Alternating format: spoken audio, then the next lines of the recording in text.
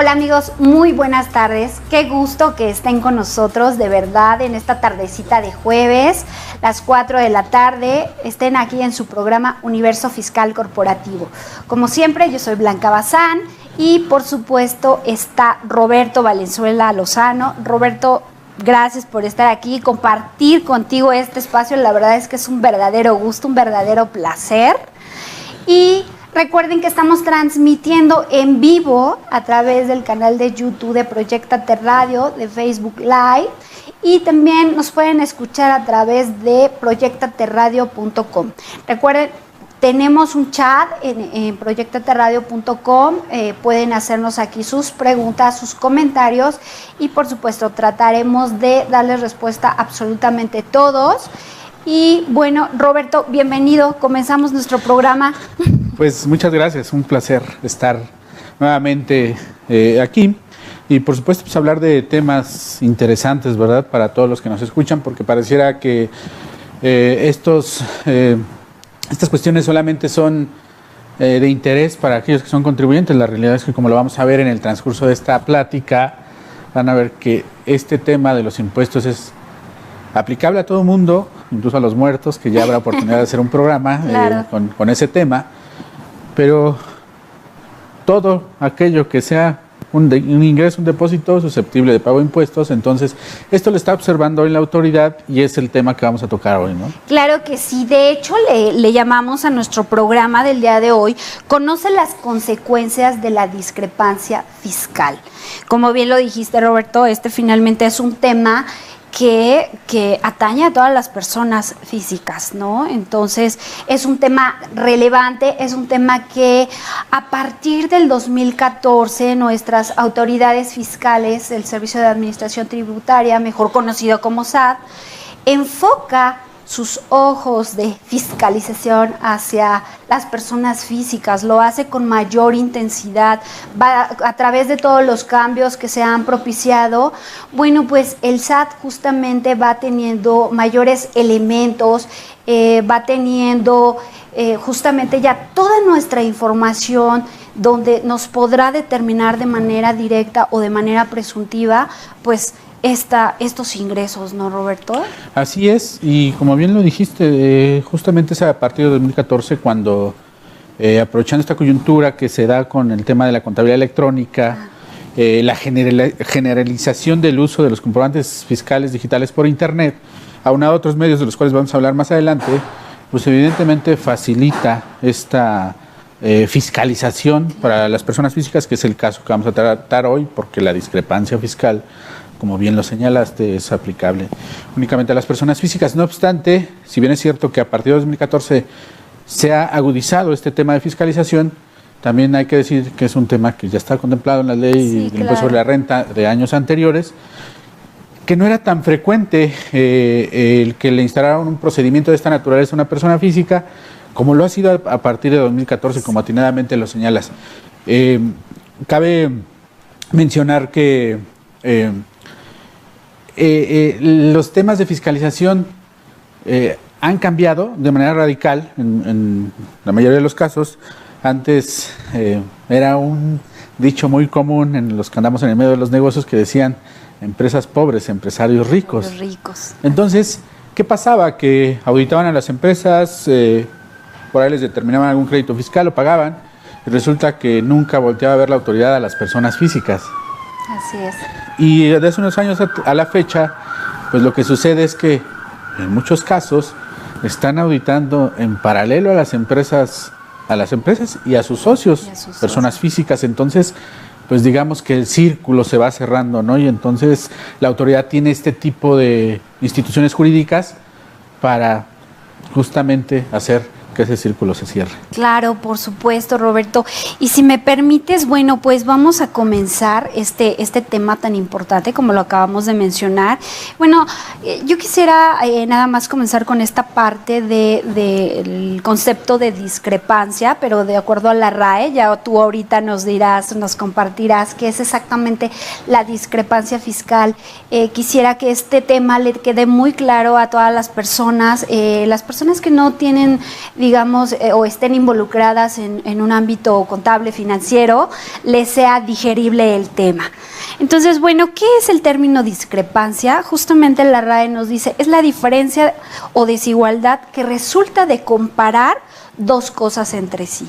En la discrepancia fiscal vamos a comparar siempre nuestros ingresos con nuestros gastos. De ahí se deriva la palabra, al menos discrepancia, ¿no? Pero si nos quieres compartir, Roberto, por favor, ¿qué es la discrepancia fiscal? Sí, efectivamente, como bien lo señalas, que el término genérico, el término común, es una diferencia. Este concepto lo retoman las leyes fiscales y justamente así lo señalan. Existe discrepancia cuando una persona realiza mayores erogaciones a los ingresos que declara o ingresos que percibe. Claro. Entonces, aquí es donde empieza el calvario para muchas personas, ¿verdad? Porque hay muchas situaciones, infinidad de cuestiones, de situaciones que podrían provocar que una persona tuviera deducciones mayores a sus ingresos. A sus ingresos, claro. El tema es documentar todo, porque actualmente se ha vuelto un tema de control, porque en muchos casos, a nosotros que nos toca analizar este tipo de cuestiones o de desahogar requerimientos, pues nos damos cuenta que los ingresos son totalmente lícitos, transparentes. Sin embargo, no se cuenta con la documentación que acredite el origen de los recursos, y es cuando de repente pues se complican las cosas para poder acreditarle a la autoridad fiscalizadora que efectivamente son ingresos que no son objeto de la ley del impuesto del pago de la ley del impuesto sobre la renta, pero reitero, tendremos que contar con toda la documentación soporte para estar en aptitud de acreditar que esas erogaciones obedecen a cuestiones totalmente transparentes. Claro, por supuesto, y conocemos el origen de cada ingreso, ¿no? Roberto, acabas de mencionar la palabra erogaciones. ¿Qué erogaciones podemos considerar para este tema justamente de discrepancia? Sí, si me permite nada más aclarar que el programa, el enfoque que le pretendemos dar al programa es que no sea tan técnico, para que todos los que nos ven, nos escuchan, puedan entenderlo, ¿no? En una medida de que podamos utilizar un lenguaje simple, sencillo, llano, para no meternos en tecnicismos que sé que cuesta mucho trabajo de repente entenderlos, porque hasta uno mismo se confunde. Claro, tienes razón. Sí, es verdad, pero en ese sentido por eso omitimos señalar artículos, porque no es nuestra pretensión, vaya, que se confundan, ¿verdad? Si de por sí ya la gente se agobia cuando escucha palabra impuestos, fiscal, SAT, pues, mucho más si lo complicamos con el manejo de citar artículos, ¿no? Claro. Entonces, esta es la cuestión. ¿Qué son erogaciones? Pues básicamente depósitos que hagas a cuentas bancarias, depósitos a tarjetas de crédito, adquisiciones, inversiones. Claro.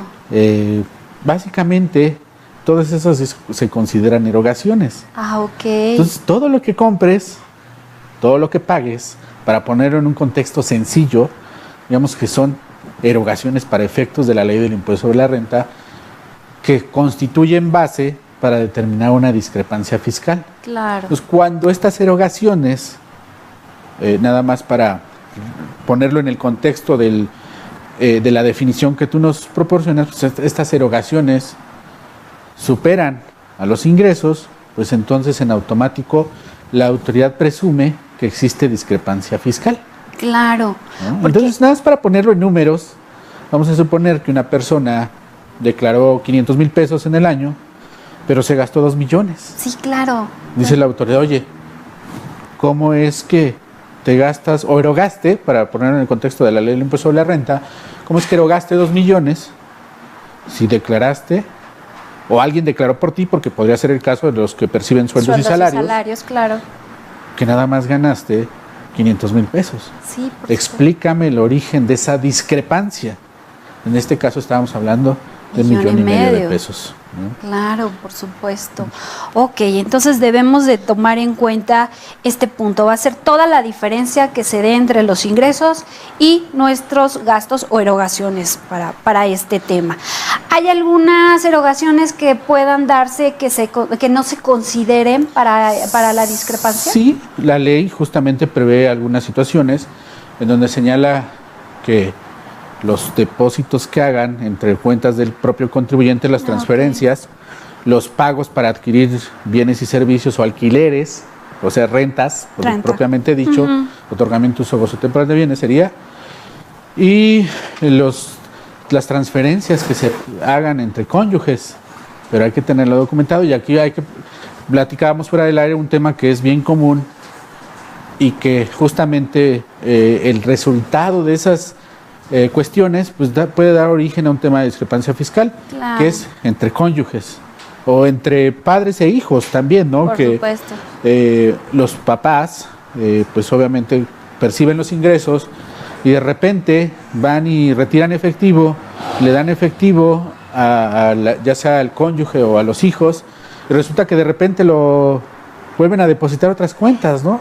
Sí. Y se pierde esa conexión, ese rastro que sería muy fácil de enlazar si ese movimiento mejor lo hicieran vía transferencia, en sustitución de hacer toda esta cuestión de retiro de efectivo, luego lo vuelven a retirar. A otra cuenta. Porque entonces, ¿cómo aclaras el origen del efectivo que estás depositando, no? Sí, claro. Y eso lo complica.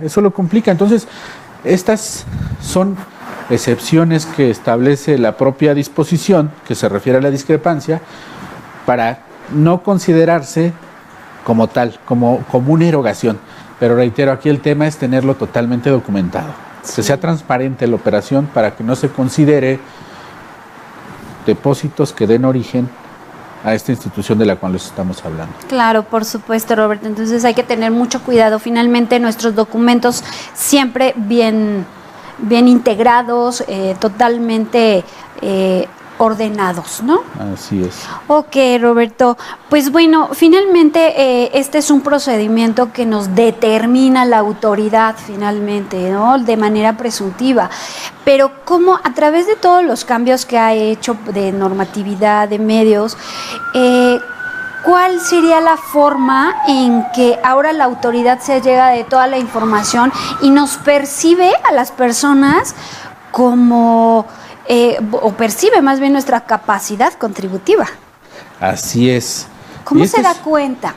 Este es un tema pues bastante interesante, porque justamente tú iniciaste señalando que es a raíz de 2014 cuando entra de lleno el tema tecnológico a través de las revisiones electrónicas, contabilidad electrónica, notificaciones electrónicas, pues son tributario.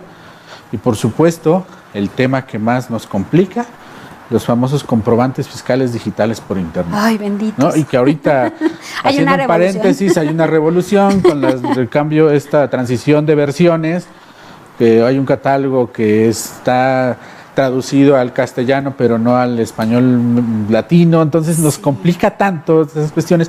Pero bueno, nada más para no salirme del comentario, utiliza justamente esa herramienta que prácticamente la tiene en tiempo real. Sí. Es una de las principales, el CFDI. Otros elementos que son trascendentes, importantes, y de los cuales se está tomando la autoridad para emitir invitaciones para que primero aclares, no precisamente iniciar un procedimiento de discrepancia fiscal, porque el procedimiento es muy particular que vamos a hablar un poco más adelante. Vamos a tocar, claro. Pero ¿qué está haciendo la autoridad? En el caso, bueno, vamos a hablar primero de dónde se allega de información en SAT y después cuáles son las consecuencias. De los FDIs, pero tenemos una ley antilavado. Correcto. Es una ley con un nombre larguísimo, pero para efectos prácticos llamémosle. Llama ley antilavado, que no es una ley, aclaro, de naturaleza fiscal, no tiene como propósito recaudar. Contribuciones. Su propósito, de acuerdo a la exposición de motivos, es evitar que se celebren operaciones con recursos de procedencia ilícita. Ese es el objetivo. Claro. Sin embargo, tiene fines fiscales, al final de cuentas. Sí, claro. Lo que busques. ¿Por qué? Porque la ley establece diversas situaciones, hipótesis, en las cuales se tiene que identificar al que realiza la operación y en algunos casos se tiene que presentar aviso de la operación que se realiza. A manera de ejemplo, compra en una joyería. No todo, por supuesto, no todas las compras, hay un monto. Te tienen que identificar. Si compras en efectivo hay que aclararlo porque no lo mencioné de esa manera. Y en algunos casos esa joyería tendría que informarle, mediante la presentación de una declaración al SAT, que X persona fue y compró una joya de determinado valor y la pagó en efectivo. Ese sería una. El otro, el tema de las tarjetas de crédito, que ese es súper delicado. Ese es un punto súper delicado. Sí, claro. Las tarjetas de crédito también establecen ahí un límite que ronda por los 90,000 pesos. Cuando se superan operaciones por los 90,000 pesos, la institución que te otorga el crédito vía tarjeta tiene que reportar esa operación. Y la cuestión es que aquí, en el caso particular de las tarjetas, te dice la ley que si ese importe no se da en un mes, en los siguientes 3 meses. 3 meses. Si se acumula la cantidad que establece la ley, entonces me identificas y me presentas información. Wow. Entonces, esa es otra de las vías que tiene. Otra fuente, las agencias de autos. Cuando compras un auto, de acuerdo a la ley, la ley del ISAN,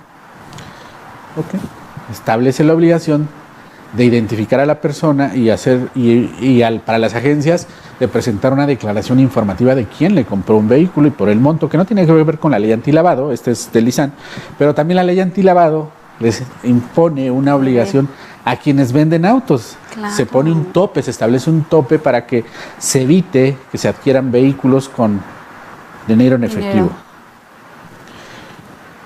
Bueno, hablamos de inmuebles, instituciones financieras, tiendas de los abogados, los contadores que hacen de repente actividades vulnerables, es decir, celebración de operaciones de mutuo, contratos de arrendamiento, servicios profesionales. Por ejemplo, un abogado que elabora una asamblea en donde se aumenta capital, pues entonces también es sujeto de la ley antilavado. Pues son un sinnúmero de situaciones por las cuales el notario o la autoridad se allega de información misma que está utilizando para iniciar este tipo de procedimientos. Claro. Un caso muy común, porque esa es otra fuente, son los notarios.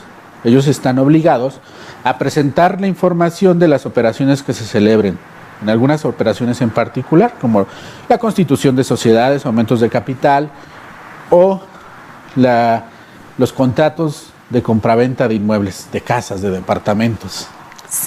Y ahorita es bien común, el notario tiene que presentar una declaración informativa en donde señala Juan fue el vendedor y Pedrito fue el comprador. Y resulta que actualmente le están mandando esas cartas, que todavía no es discrepancia, le están dando la oportunidad a Juan de que aclare cómo es que compró la casa que se escrituró, para decirlo en términos simples, ante el notario X, que fue quien le informó a la autoridad. Y vamos a poner a manera de ejemplo, con números.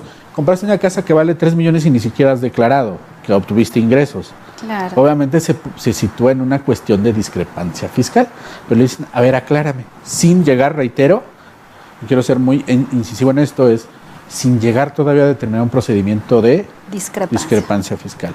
Claro. Entonces, los notarios también, otra fuente es todos los mexicanos que viajan al extranjero, las aerolíneas están obligadas a darle información al SAT. Todos. Entonces, pues esa es otra fuente de fuentes hay muchas, ¿no? Sí, claro. Nos podríamos aquí pasar toda la tarde hablando de fuentes. La realidad es que es todo un círculo, el cual, pues obviamente, conlleva a que la autoridad fiscalizadora, el SAT, tenga un cúmulo de información. Claro. Y que con los medios informáticos, tecnológicos, le resulte muy sencillo determinar que una persona está incurriendo en una aparente discrepancia fiscal. Claro. Y digo aparente, lo pongo en esos términos porque la figura de la discrepancia es una presunción, es decir, se presume, te da la oportunidad a ti como contribuyente que demuestres que no existe tal discrepancia, ¿no? Entonces, claro, digamos, esto es una de las formas en las que la autoridad se allega de información para saber cuánto ganamos si lo declaramos y cuánto estamos erogando o gastando, para decirlo en términos comunes, ¿no? Claro. Entonces, pues actualmente es muy complejo, sí, muy fácil para la autoridad. Cuestión que hace años no sabía, o sea, se le dificultaba. Tardaba mucho. Los propios bancos, ¿no? Los propios bancos le suministran información sí, claro, de todos los depósitos que se efectúan, depósitos, no solo depósitos en efectivo, o sea, los bancos, cuando consideran que a su juicio hay una actividad inusual, también le reportan a la unidad de inteligencia financiera del SAT para que, si así lo considera, pues inicie un procedimiento de investigación de por qué una persona está celebrando una operación inusual. Claro. Y eso podría tener varias vertientes, no solamente cuestión de tributaria, incluso pues, quizás delictiva, ¿no? Entonces, constitutiva de un delito, y bueno, pues se van agravando las situaciones. Fíjate que nos hemos dado cuenta en el despacho, justamente con nuestros clientes, que tienen algo muy común, conceptos que son muy comunes que tienen a veces, y me refiero a premios, donativos y préstamos. Estos conceptos pueden justamente generar una discrepancia, ¿no, Roberto? Porque al no declararlos, o sea, la ley nos dice que tenemos la obligación de declararlos si rebasan en conjunto o de manera separada estos tres conceptos arriba de 600,000 pesos. Pero la verdad es que ya hoy en día, para curarte como en salud, digamos, podría ser como una buena opción ya declararlos. Cuando haces tu declaración, justamente, pues ya de una vez informarlos, ¿no? Aunque no hayan rebasado esta cantidad establecida en ley. De hecho, sí es muy sano que, como atinadamente lo señalas, no obstante no se rebase el límite. Y es más, fuera de esos conceptos que establece la ley del impuesto sobre la renta, que son donativos, préstamos, sí, ingresos por premios. Si te dice la ley que cuando superen esta cantidad de 600,000 pesos, necesariamente tendrás que declararlos. O más que declararlos, informarlos. Claro. ¿No? Señalar, aquí obtuve por tal concepto tal cantidad. Y sí es cierto, si no los declaras, entonces la autoridad puede presumirte que estás en discrepancia fiscal.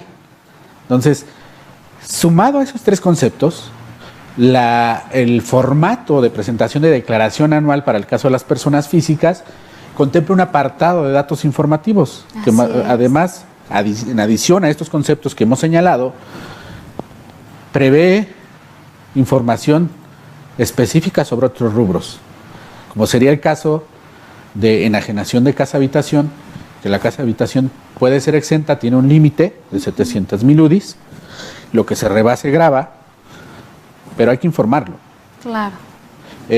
Algunas otras cuestiones como ingresos por herencia o legados, también hay que informarlos, porque justamente este tipo de movimientos pues pueden dar origen a que la autoridad presuma que estás en discrepancia fiscal. Por eso es sano y además que es obligatorio en esos casos, fuera de los 600,000, los otros casos que hemos señalado, es obligatorio que los declaremos. Que los informemos en nuestra declaración anual.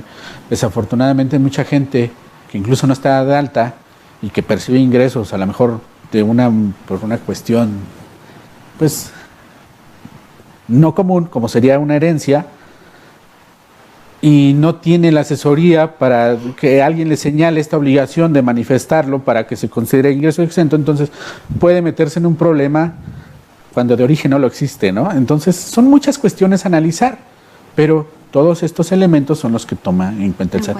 Efectivamente, en el tema de los contratos, como tú bien puntualizabas, en estos 3 conceptos que originalmente mencionaste, de los préstamos, pues hay que tener los contratos. Sí, ¿Qué es sucede? muy importante.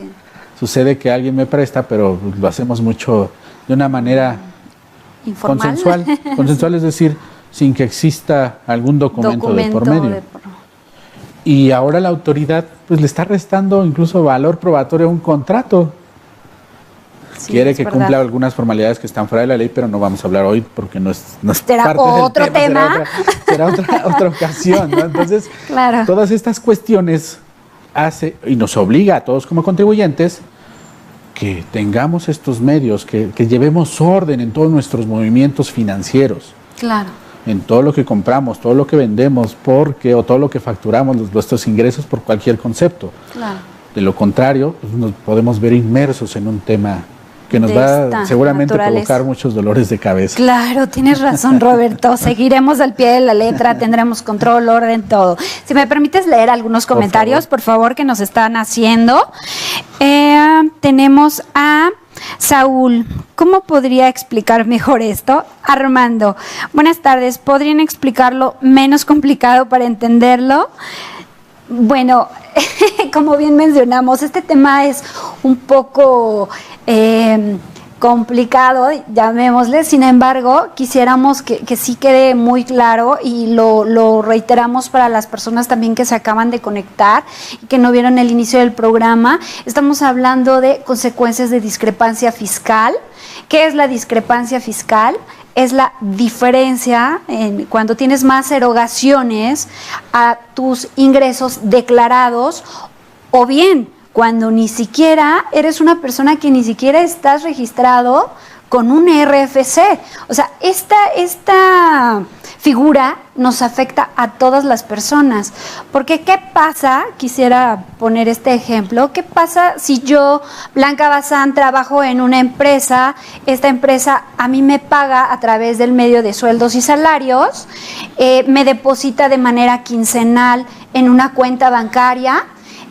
Como yo ya tengo mucho tiempo en este banco me otorga una línea de crédito a través de una tarjeta. Y bueno, como yo podría ser como un poco inquieta y me gustan las ventas, pues a lo mejor yo empiezo a vender ropa con mis amistades, ¿no? Entonces, bueno, si yo gano 10,000 pesos por sueldos y salarios al mes y empiezo a vender ropa, a lo mejor pues mis ventas de este mes van a ser 5,000 pesos. Yo ya voy a tener 15,000 pesos para gastar, ¿cierto? Sin embargo, en el momento que mi patrón haga mi declaración anual, pues ¿qué va a declarar él? Que yo ganaba 10,000 pesos, ¿no?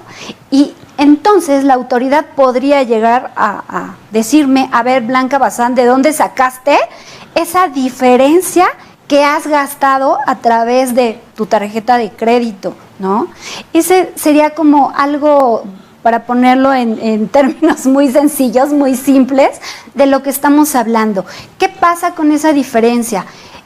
Nuestras autoridades fiscalizadoras lo consideran como un ingreso y, por supuesto, yo tendría que estar pagando el impuesto sobre esa diferencia, ¿cierto? Si no logras desvirtuarlo. Exacto. No tienes cómo si no logro acreditar, que en el ejemplo que yo puse, pues, o sea, básicamente voy a decir, sí, son de mis ventas, pero pues no es lo correcto, ¿no? Porque yo debí haberme registrado con esta actividad de venta. Haber declarado esos ingresos, así es. Entonces, de eso estamos hablando, de esas diferencias que tenemos en nuestros ingresos, nuestros gastos, y que la autoridad presume que debemos de pagar el impuesto por esa diferencia. Sin embargo, también, Roberto, como bien lo dijiste, se pueden dar muchas hipótesis de que tenemos otro tipo de ingresos y, sin embargo, si podemos aclararlo ante la autoridad, bueno, no necesariamente tenemos que pagar este impuesto, ¿no? Sin embargo, para eso debemos de estar plenamente informados, debemos de asesorarnos. Estar documentado. Exacto, tener todo la documentación fuente que yo pueda explicar plenamente a la autoridad fiscalizadora y a quien sea necesario para aclarar el origen de esos ingresos y no meterme en situaciones de otra naturaleza, ¿no? Sí. Perdón, quisiera nada más terminar estos comentarios. Luis León, saludos desde Oaxaca, de parte de Leal Cloud, maestro. No es Luis, es Lulis. Ay, sí, perdón, Lulis León, claro. Ya hice mi pantalla más grande, ella. Perdón, Lulis León. Maestra Lourdes, un placer y un gusto que nos estén sintonizando. Un saludo a Oaxaca. Gracias, saludos. Noemí, muy interesante el tema, pero podrían hablar más despacio y explicarlo mejor paso a pasito. Intentaremos hacerlo, por supuesto, con mucho gusto, Noemí. Omar, está súper que nos guíen en este tema fiscal, pero podrían hacerlo más digerible y más lento para tomar nota. Van corriendo. Gracias, perdón, pero el tiempo nos come y la verdad es que es mucha información. Sin embargo, esta transmisión se queda grabada a través del canal de YouTube, lo puedes ver tantas veces sean necesarias y por supuesto que cualquier duda, cualquier comentario, escríbanos y con mucho gusto estaremos respondiéndoles. Se pueden registrar en nuestra página de mbrfiscal.com y aquí pueden dejar sus datos, regístrense, nosotros constantemente estamos emitiendo boletines, información, notas, en donde aclaramos puntos. De hecho, si se registran el día de hoy, les vamos a mandar justamente un boletín del tema de hoy, porque pues aunque quisiéramos tocar todos los puntos relevantes, nos es un poco complicado por el tiempo, pero los invitamos a registrarse. Sí, y el resumen hay que decirlo para nuestros amigos que nos están haciendo estos comentarios de que son difíciles, sí, efectivamente son, porque son temas muy técnicos, entonces lo que pretendemos también es justamente eliminar esos tecnicismos, claro. Pero de repente cuesta trabajo luchar contra la formación que uno tiene. Entonces el resumen que tenemos está hecho en español, ¿verdad? Para que cualquiera que lo lea con calma lo pueden leer, puede interpretar de manera correcta y sin problema, ¿no? Sí, claro. Omar, gracias por escribirnos. Lupita Piñón, son temas complicados de tratar, pero felicidades. Gracias, Lupita, claro que sí, un abrazo.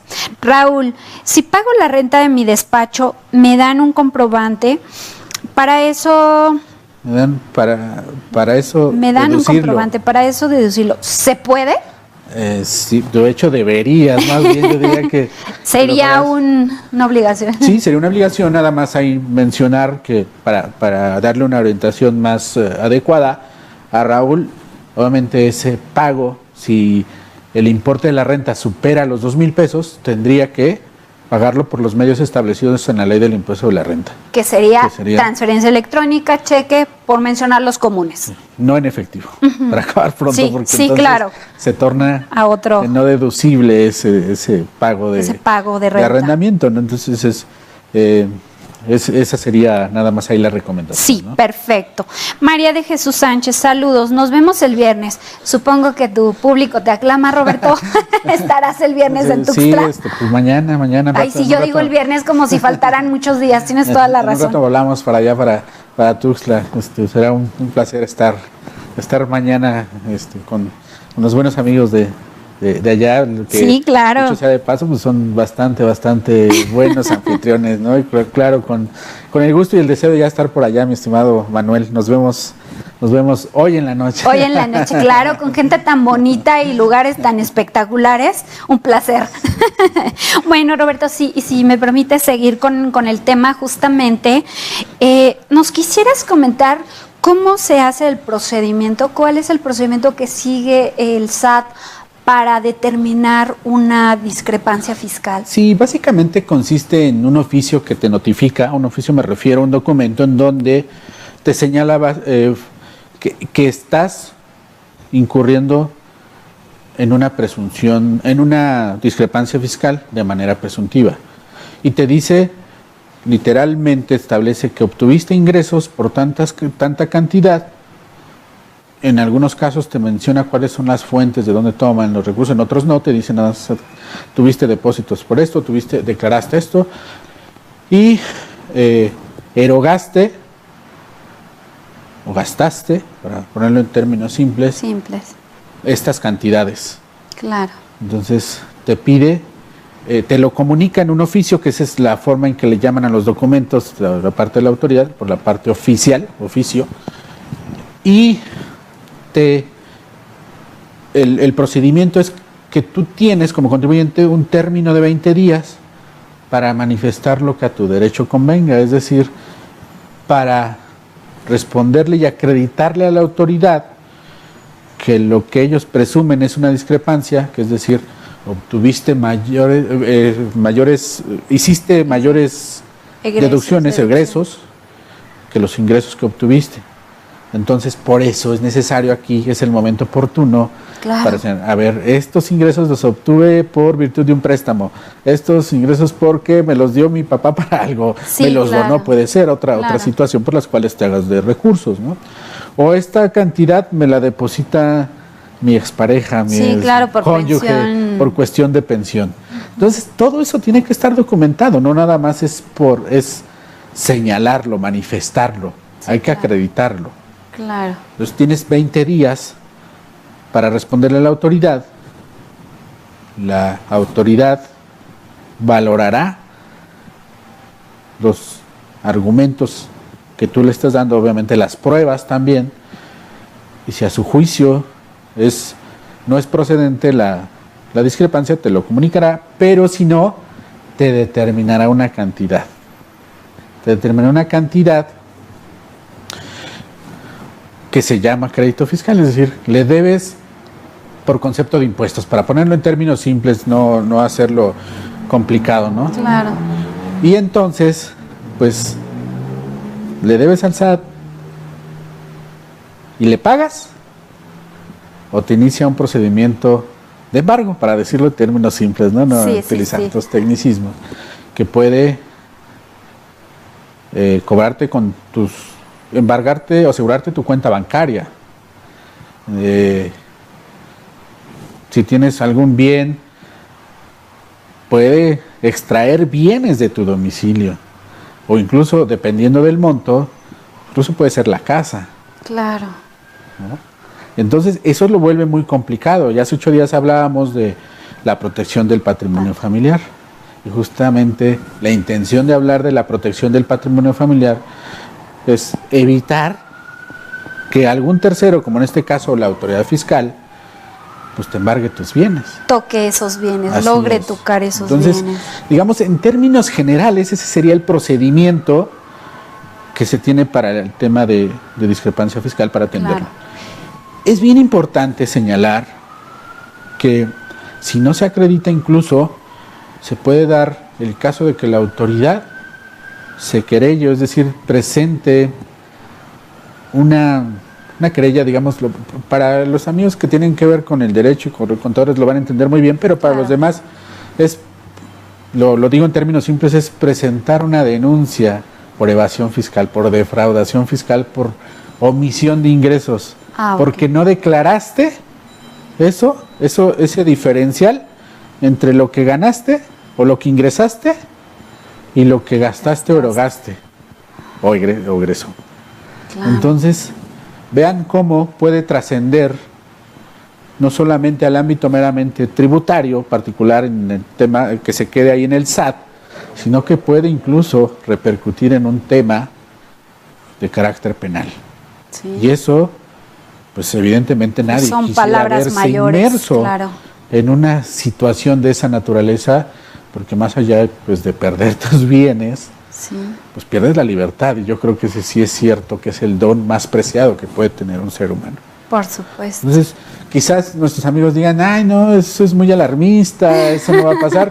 Sí pasa, desafortunadamente, sí pasa, y hoy con más frecuencia que nunca, por esta velocidad, esta dinámica que trae consigo la implementación de los medios informáticos digitales en materia tributaria. Entonces, pues de ahí la trascendencia, la importancia que tiene de no ser omisos en atender un procedimiento, y si alguien va a recibir un ingreso de manera extraordinaria, pues es importante que no busque nada más a la mejor al abogado civilista, porque eso es lo que esa es la relación que tenemos, ¿verdad? Que el abogado que atiende un tema pues de herencia, de donación, de algún préstamo, no ve, normalmente no lo vemos de una manera integral. Entonces hay que acercarse a un contador, un abogado que esté inmerso en temas fiscales. Claro, porque les va a evitar muchos dolores de cabeza. Sí, claro que sí. Roberto, quisiera tomar, el tiempo vuela, la verdad es que aquí camina de manera muy veloz, y bueno, quisiera aterrizar este tema justamente con algunas recomendaciones que le podemos hacer a la gente que nos ve, que nos escucha sobre este tema. ¿Qué hacer y qué no hacer durante el programa? Por supuesto, ya mencionaste algunas, nada más quisiéramos remarcarlas o incluso darles otras. Sí, ser muy puntuales, porque esa es la intención, ¿no? De compartir este espacio, es justamente dar algunos elementos que sean de utilidad para evitar que como en el tema que estamos tratando el día de hoy, se configuren estas situaciones que los conduzcan a caer en discrepancia fiscal, claro, ¿no? Con las consecuencias de las cuales ya hemos hablado. Una bien común, el uso de tarjetas de crédito, que creo que no lo precisamos y en este momento lo hago. Vale la pena. No son los gastos que hagamos con la tarjeta, son los pagos que hagamos a la tarjeta. A esa tarjeta. A la tarjeta de crédito. Sí, claro. O sea, yo voy y compro con mi tarjeta de crédito, digamos, hasta ahí no tiene alguna trascendencia, sin embargo, lo que va a reportar el banco es lo que yo voy y le pago al mismo, claro, el que deposito a la tarjeta. Sí. ¿Y qué pasa con las tarjetas de crédito? Un caso común. Hermano, préstame tu tarjeta porque voy a comprar X producto y yo no tengo tarjeta, ¿no? Sí. O sea, estás metiendo en una situación especial a tu hermano. O sea, no debes de prestar tus tarjetas. Pues especial, yo diría, lo estás colocando en un riesgo, ¿no? O tu hermano te está colocando a ti, según sea el caso, ¿no? Como lo quieras. Y pues pueden ser cantidades importantes, sí, ¿no? Entonces, recomendación, no presten su tarjeta de crédito. O sea, algo que puede ser también muy parecido. Ni entre familia, la verdad, porque... Sí, porque finalmente no distingues si eres familia o no, o sea, estás sumando a tus erogaciones y en consecuencia tus ingresos, ¿no? Así es. Otro caso, perdón, creo que te interrumpí, otro caso súper común y que es parecido, acepto depósitos bancarios en mi cuenta de un tercero, o sea, que está fuera de las actividades que yo realizo. Eso es también lo común de lo común. Sí, y eso, pues la verdad es que la gente que te propone ese tipo de cuestiones lo hace incluso de manera dolosa, porque saben cuál es la consecuencia que puede tener y por eso ellos no quieren que les depositen en una cuenta personal particular. Y pues te hacen este tipo de propuestas: oye, préstame tu cuenta bancaria para que te depositen, claro. Y eso evidentemente te coloca en una cuestión, o te puede colocar, dependiendo de los montos, en una cuestión de discrepancia fiscal. Sí, claro. Entonces, obvio. No lo acepten. No aceptar. No lo acepten. No aceptar, por supuesto, y si nos retiran el parentesco, pues ni modo, ¿verdad? Pero ya encontraremos a alguien más. Sí, pero no, es una cuestión bastante delicada. Sí, por supuesto. Entonces, no prestar tarjetas, no aceptar depósitos bancarios de un tercero ajenos a mi actividad. Sí. Hace un rato mencionábamos lo de declarar estos conceptos de ingresos por premios, préstamos, donativos. Sí. Acérquense a un contador ahí, porque lo señalábamos, que pueden ser diversas las fuentes por las cuales se obtenga un ingreso extraordinario. Y extraordinario me refiero a que no es común, pero que también puede ser considerable el monto. Sí, claro. Y que a lo mejor, quizás de acuerdo a las leyes fiscales, no sea un ingreso objeto del pago del impuesto de la renta. Claro. Sin embargo, al no manifestarlo, al no declararlo, informarlo, puede entonces configurarse como un ingreso sujeto al pago del impuesto. Sí, claro. Entonces, eso pues se podría solucionar si nos acercamos a alguien que nos presente una declaración. Las personas físicas tienen hasta el mes de abril del año siguiente para presentar dicha declaración, y evitar que se configuren temas de esta naturaleza. Algunos ejemplos que señalamos eran préstamos, obtención de premios, donativos, sí, claro. Ingresos por herencias o legados. Entonces, todo eso, reitero, que no es objeto del pago del impuesto de la renta, se puede convertir en algún momento. Si no lo declaro. Sí, en algunos casos, ¿no? Digo que no lo vamos a comentar ahorita, pero sí, claro. En términos genéricos señalamos que sí puede puede convertir en ingreso por el cual se tengan que pagar un impuesto sobre la renta, claro. y que en el caso de las personas físicas llega a ser hasta el 35%, ¿no? Sí, pues es totalmente altísimo, ¿no? Otra recomendación que podríamos hacer, y como lo mencionaste, es justamente llevar un estricto control documental de tanto de los ingresos como de las erogaciones o inversiones que se hacen, ¿no? Que lo tengamos siempre ese archivo al día, con toda la información necesaria para aclarar cualquier situación de ingreso o de egreso. Sí, tener los préstamos, tener los documentos, por ejemplo, en caso de herencia, contar con una copia del expediente, copia certificada. Por supuesto. Elaborar los contratos si no lo tienen en el caso de préstamos, claro. Salvo en el caso de que vienen de préstamos de instituciones financieras, ahí necesariamente es transparente la operación, ¿no? Claro, pero entre particulares sí es totalmente necesario, ¿no? Tener claro. El documento. Y bueno, otra sugerencia que podríamos hacer es justamente que se acerquen a profesionales en materia contable, fiscal, abogados, y que bueno, todo mundo sabemos nuestros pecadillos en la vida, y si tenemos alguna situación que a lo mejor pueda llamar la atención, que nosotros sabemos o tenemos esa inquietud de que no anda como muy bien o no cerré el círculo perfecto de cierta operación, es el momento adecuado justamente de acercarnos a un profesional para que nos asesore y nos diga qué debemos de hacer en esas situaciones donde estamos un poco inquietos, ¿no? Para que justamente estemos previendo cartas, invitaciones o definitivamente una determinación, ¿no? Presuntiva. Sí, ya una presunción de discrepancia fiscal, ¿no? Sí, que claro. Ya hablamos de las consecuencias. Sí, claro. Entonces sí es bien importante, como siempre les recalcamos, asesorarse, estar en contacto directo con personas profesionistas que manejan estos temas, ¿no? Y que, bueno, siempre debemos de tener toda la información al día.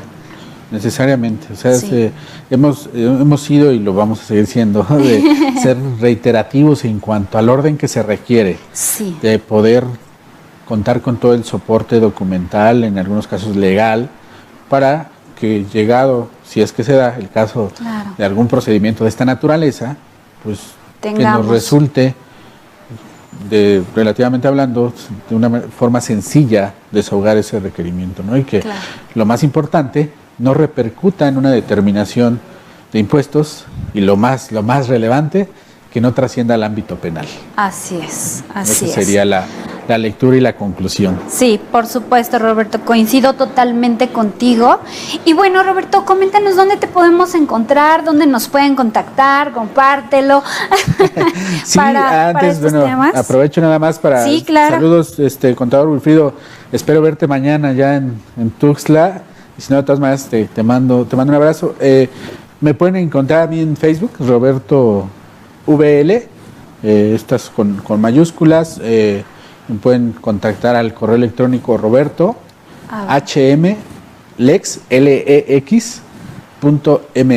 Y el teléfono de contacto aquí en la Ciudad de México es el 47 55 13 22. Perfecto. Y bueno, amigos, les reiteramos, regístrense en nuestra página, les estaremos enviando el documento de la plática de hoy para que en sus casas, muy cómodos, puedan estarlo leyendo, y por supuesto, dudas, estamos a sus órdenes. Roberto ya mencionó estos teléfonos donde nos pueden encontrar. Muchísimas gracias, Roberto, como siempre, todos los jueves es un verdadero placer compartir contigo este espacio, estos temas, y con la gente bonita que nos acompaña. Muchas gracias. Muy buenas tardes. Síganos en mbrfiscal.com. Gracias, excelente tarde.